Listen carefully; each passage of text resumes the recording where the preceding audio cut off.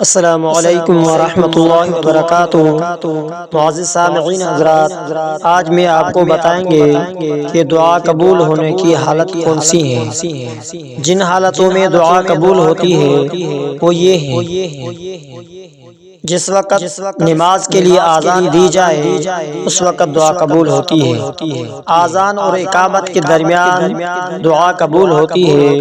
مصیبت و غمزدہ شخص کی دعا حی علی الصلاۃ، حی علی الصلاۃ، حی علی الفلاح، حی علی الفلاح کے بعد جب مؤذن اذان دے رہا ہو دعا قبول ہوتی ہے۔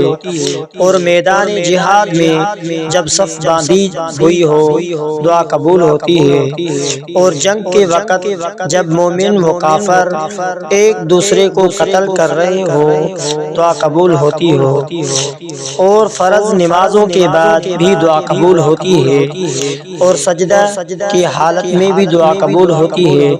واضح رہے کہ یہ دعا نفل نماز میں ہو، فرضوں میں نہ ہو، اور عربی میں ہو اور اردو زبان میں نہ ہو۔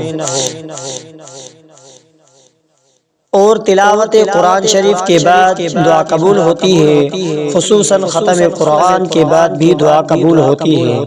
اور زمزم کا پانی پیتے وقت بھی دعا قبول ہوتی ہے۔ میت کے پاس حاضر ہونے کے وقت بھی دعا قبول ہوتی ہے۔ مرغ کی آواز کے وقت دعا قبول ہوتی ہے۔ اور مسلمانوں کے جمع ہونے کے وقت بھی دعا قبول ہوتی ہے۔ اور ذکر کے مجلسوں میں بھی دعا قبول ہوتی ہے۔ اور امام کے ولا الضالین کے کہنے کے وقت بھی دعا قبول ہوتی ہے۔ اور نماز کے اقامت کے وقت بھی دعا قبول ہوتی ہے۔ اور جب بارش ہوتی ہو تو اس وقت بھی دعا قبول ہوتی ہے۔ کعبۃ اللہ پر نظر پڑتے ہی وقت بھی دعا قبول ہوتی ہے۔ جیسا سورہ انعام میں ایک ساتھ دو مرتبہ یہ بھی لفظ لا الہ آیا ہے۔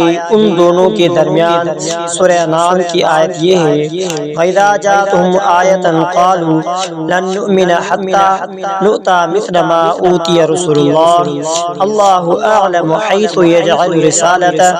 لفظ اللہ کا اکٹا دو جگہ آیا ہے، دونوں لفظ اللہ کے درمیان دعا قبول ہوتی ہے۔ یعنی لفظ اللہ پر وقف کر کے دعا کرے، پھر دوسرے لفظ اللہ سے قرات کی ابتدا کرے، لیکن دعا مختصر سی ہو اور جامع ہوتا ہے کہ ایک ہی آیت کے درمیان زیادہ وقف نہ کیا جائے۔ بیچ میں دعا قبول ہونا مجرب ہے۔ دعاؤں قبول ہونے کے وقت یہی ہے، ان حالات میں دعا قبول ہوتی ہے۔